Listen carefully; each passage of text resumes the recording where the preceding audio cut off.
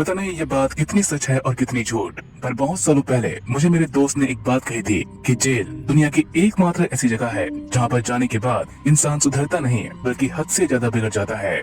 ऐसी ही एक प्लॉट पर बेस्ड है ये सीरीज जिसका नाम है क्रिमिनल जस्टिस सीजन 1। स्टोरी बहुत ही सिंपल है, इवन की केस भी बहुत ज्यादा कंफ्यूजिंग नहीं, बस स्टोरी को लंबा बनाती है जेल के अंदर होने वाली कैरेक्टर डेवलपमेंट जो कि एक पर्सन को पूरी तरह से क्रिमिनल बनने के लिए मजबूर करती है।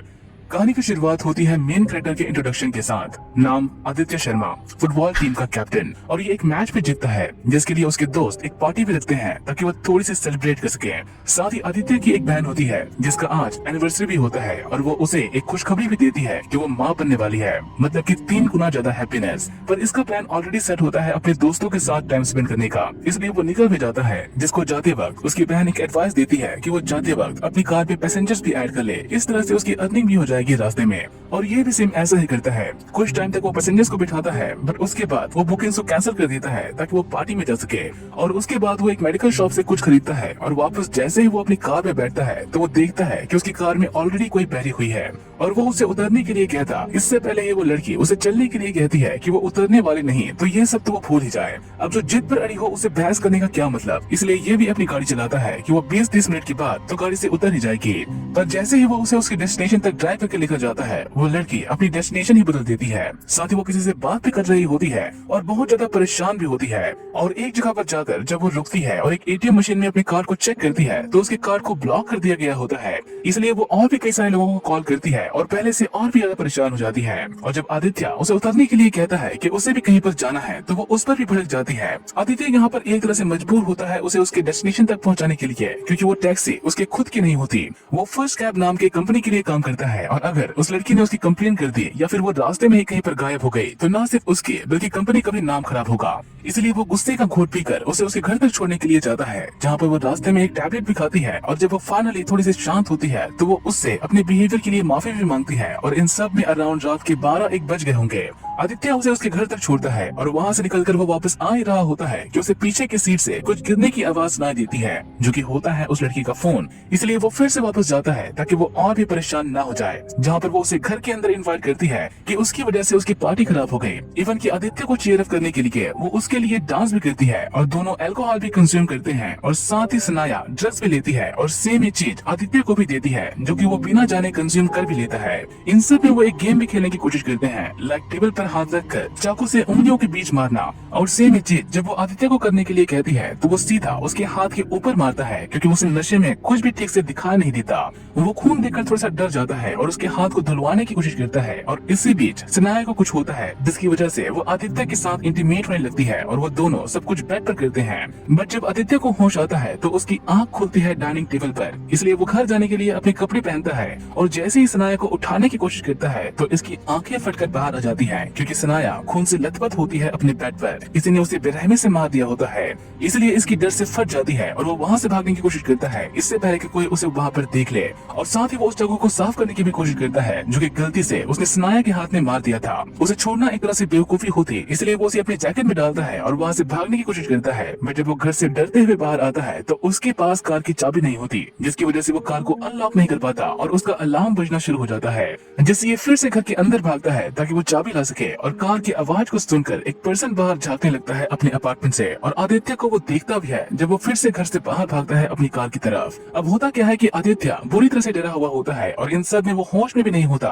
और सेम इसी डर की वजह से वो कार भी तेज चलाता है, जिससे उसकी कार की एक्सीडेंट भी हो जाती है एक दूसरे कार से, जिसकी वजह से पुलिस उसे अरेस्ट कर लेती है। इनफैक्ट उन दोनों को अरेस्ट कर लेती है शराब पीकर गाड़ी चलाने के लिए। और इस बीच पुलिस वैन सनाया के घर से होते हुए जाती है, जहाँ से उन्हें कॉल आई थी और पूछताछ के लिए ये लोग आई विटनेस को भी ले जाते हैं अपने साथ, जिससे आदित्य और भी डर जाता है। और थाने में पुलिस इन सब के बारे में इन्फॉर्म करती है एक लॉयर को, जिसका नाम होता है माधव मिश्रा, जो कि इस कॉन्ट्रैक्टर को छुड़ाने के लिए 10,000 रुपए मांगता है, क्योंकि वो जिस लड़की के साथ ड्राइव कर रहा था वो उसकी बीवी नहीं होती। और ये सारी बातें जब उसकी असली पत्नी को पता चलेगा तो उसकी प्रॉब्लम और बढ़ेगी और इस प्रॉब्लम से उसे निकालने का इसका फीस होता है 10,000 रुपए। तो वहीं आदित्य को तो जैसे कोई पूछता भी नहीं और पूछताछ होती है उस आई विटनेस से कि उसने क्या देखा, किसको देखा, एक्सेट्रा। और ये सारी बातें उससे बार बार पूछी जाती हैं, जिससे रात के 3 तक बच जाते हैं। अब इतना बड़ा केस हो गया है तो उस एक्सीडेंट को कौन देखेगा, इसलिए आदित्य को ये छोड़ने की बात कहता है। और जैसे ही वो निकलने लगता है तो ये आई विटनेस चीख पड़ता है कि उसने उसी को देखा था वहाँ से भागते हुए। साथ ही उसके उसके पास से एक चाकू भी मिलता है जो कि शायद एक मर्डर वेपन भी हो सकती है। साथ ही आदित्य को अस्थमा की भी प्रॉब्लम होती है और पुलिस को एक अस्थमा पंप भी मिलता है क्राइम सीन से, जो कि आदित्य यूज भी करता है, मतलब कि वो भी शायद उसी का ही होगा।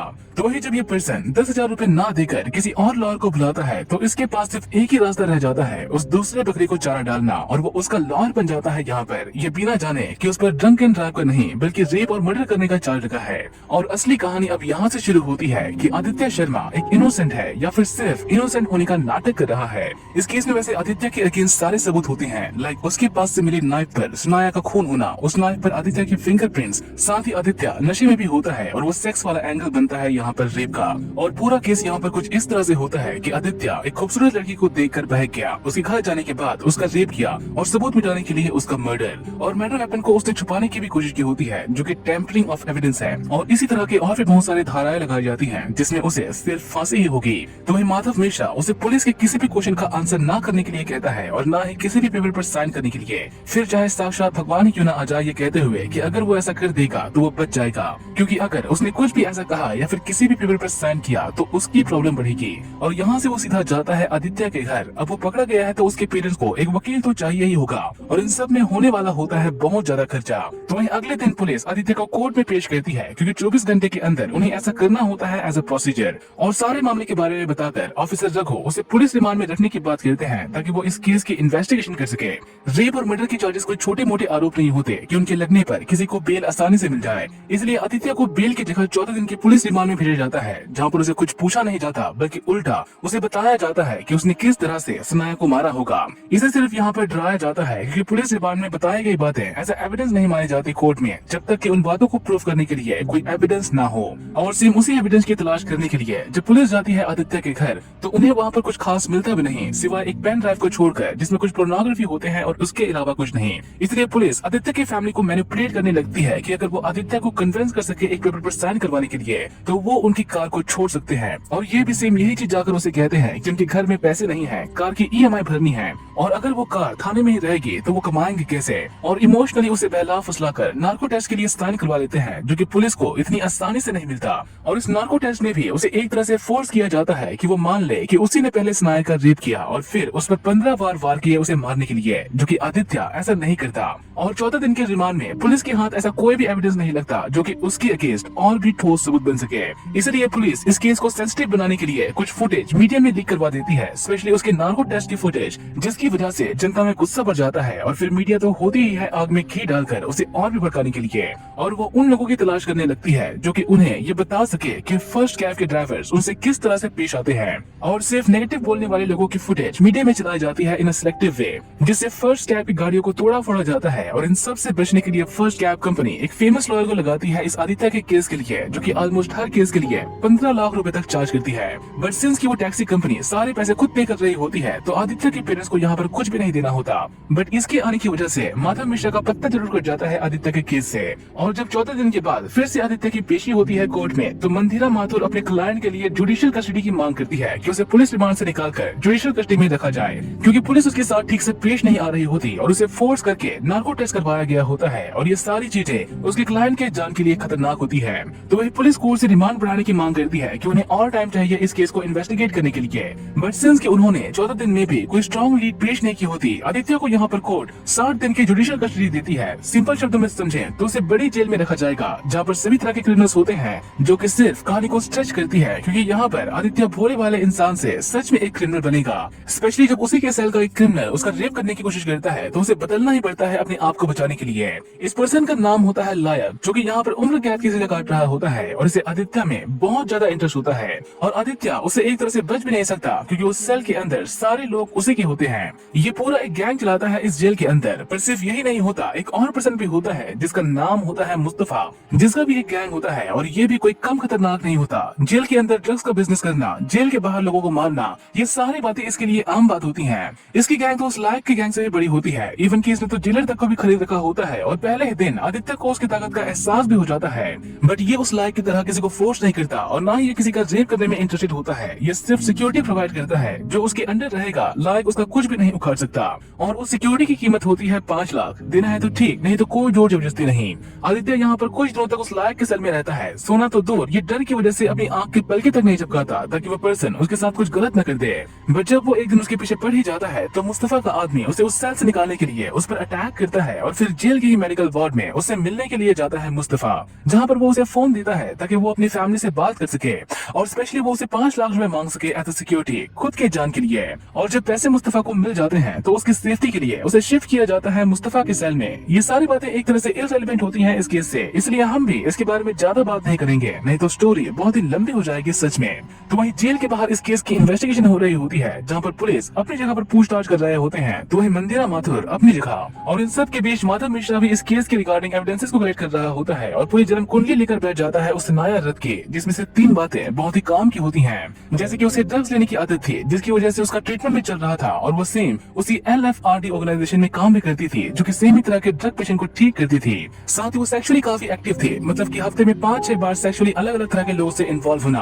और साथ ही जिस रात उसका मर्डर हुआ था सेम उसी रात उसने कई सारे लोगों को कॉल किया था, जिनमें से बहुत सारे नंबर्स तो आज एक्टिव भी नहीं होते, और जो एक्टिव होते हैं उनमें से कुछ निकलते हैं उसके बॉयफ्रेंड के और कुछ निकलते हैं उन लोगों के जिनके साथ वो फिजिकल हुआ करती थी। तो वही मंदिरा की असिस्टेंट होती है निखत हुसैन और इस केस के लिए सारी एविडेंसेस को वही इकट्ठा कर रही होती है, जिसके लिए उसके पास बहुत ही लंबा वक्त होता है, ऑलमोस्ट 2 महीने का टाइम। और इस 2 महीने के टाइम के बीच में बहुत कुछ होता है, जैसे कि पुलिस वाले बिना पैसे दिए ही झोला भर के सामान ले जाते हैं, सिर्फ ये कह के कि वो आदित्य का ध्यान रखेंगे, जबकि उन्हें तो ये भी पता नहीं होता कि उसे किस जेल में रखा गया है। और साथ ही मीडिया में आदित्य और उसके परिवार का चीर हरण होता है, जो कि बहुत ही गुस्सा दिलाती है। और जेल में भी आदित्य के साथ गाली गलौज और धमकी देना चलता रहता है। और 2 महीने के बाद जब फाइनली कोर्ट की हियरिंग शुरू होती है तो माधव मिश्रा जेल में आदित्य से मिलने के लिए जाता है और उसे एक पर्सन की फोटो दिखाता है और सेम उसी की तरह हेयर स्टाइल और कपड़े पहनकर आने के लिए कहता है अगले दिन की हियरिंग में, जिसका एक बहुत ही बड़ा साइकोलॉजिकल रीजन होता है, क्योंकि ये फोटो उस पर्सन की होती है जिसकी माँ होती है इस केस की जज। और पहली बार कोर्ट में सबूत के साथ बात रखी जाती है, जैसे कि सनाया की बॉडी पर 15 बार वार किए गए थे उसे मारने के लिए,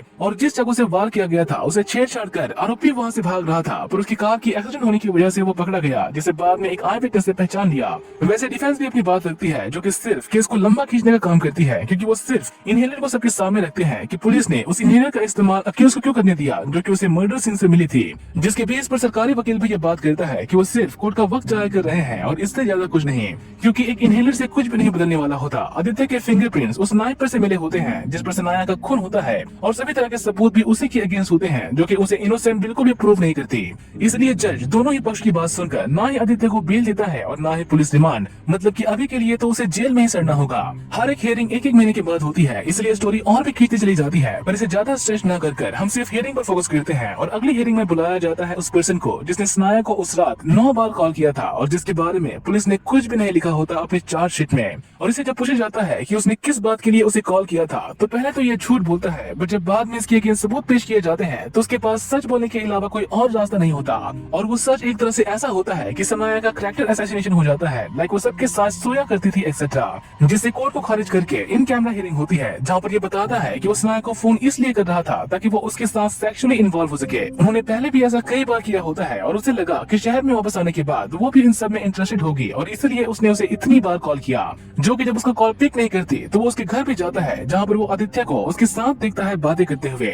साथ ही इससे ये भी पूछा जाता है कि क्या उसे ये कभी भी लगा कि उन दोनों में लड़ाई हो रही है या फिर आदित्य उसके साथ जबरदस्ती करने की कोशिश कर रहा है, जिसके आंसर में ये ना कहता है कि दोनों कैजुअली बात कर रहे थे। साथ ही कुछ और दिन की हियरिंग में आदित्य के फ्रेंड्स और उसके टीचर से भी पूछताछ होती है रिगार्डिंग उसके बिहेवियर को लेकर, कि क्या कभी उसने किसी के साथ बदतमीजी की या फिर किसी के साथ मारपीट की एक्सेट्रा, जो कि सिर्फ नाम में आंसर करते हैं कि उसका बिहेवियर बहुत ही पॉजिटिव था और उसने कभी भी किसी के साथ मारपीट नहीं की।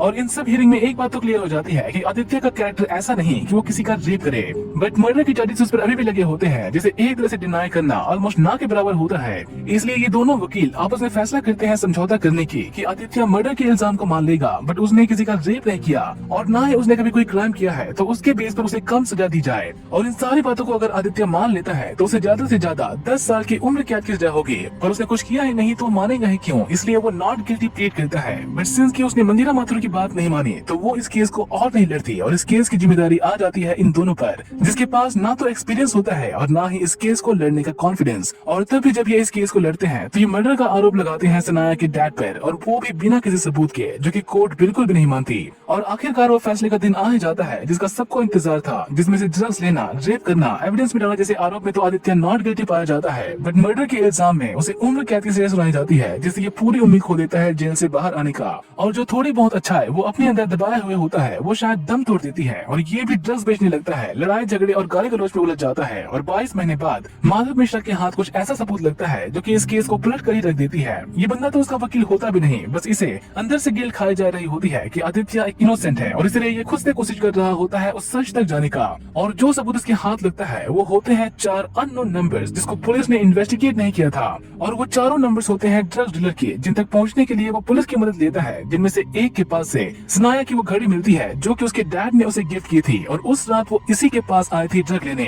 बट एक बात और होती है कि उस रात वो 8 से 9 बजे के बीच क्वींस रोड वाली जगह पर रुकी थी। कुछ तो हुआ था इस टाइम के बीच कि उसे फिर से ड्रग्स लेने की जरूरत पड़ी, और ये मिसिंग पार्ट लीड करती है LFRD की तरफ जहाँ पर सनाया काम करती थी। और जिस दिन उसे नौकरी छोड़ी सेम उसी दिन 2 और लड़कियों ने भी नौकरी छोड़ी जिससे पहले भी बात करने की कोशिश की गई थी, बट उन्होंने उस वक्त कुछ भी नहीं कहा था। बट इस बार निकिता पूछताछ करने के लिए जाती है, जिसकी काफी फोर्स करने पर वो बता ही देती है कि LFRD में चाइल्ड प्रोस्टिट्यूशन होता है उन बच्चों का जो कि वहाँ पर इलाज करवाने के लिए आते हैं। और यही सारी बातें सनाया को पता चल गई थी, जिसके बाद उसकी मौत हो गई थी। और ये LFRD चला रहा होता है नरेश और उसकी वाइफ, जिसके घर जब पुलिस जाती है पूछताछ करने के लिए तो उन्हें वहाँ पर एक इनहेलर मिलता है जिसे चुपचाप पुलिस अपने साथ ले जाती है एज एविडेंस, जिस पर से जब फिंगरप्रिंट एनालिसिस की जाती है तो उसके प्रिंट्स उस इनहेलर से मैच हो जाती है जो कि उस मर्डर स्पॉट से मिली थी। साथ ही जो चाकू आदित्य के पास मिला था उसका जब फिर से फोरेंसिक करवाया जाता है तो वो मर्डर वेपन भी नहीं निकलता।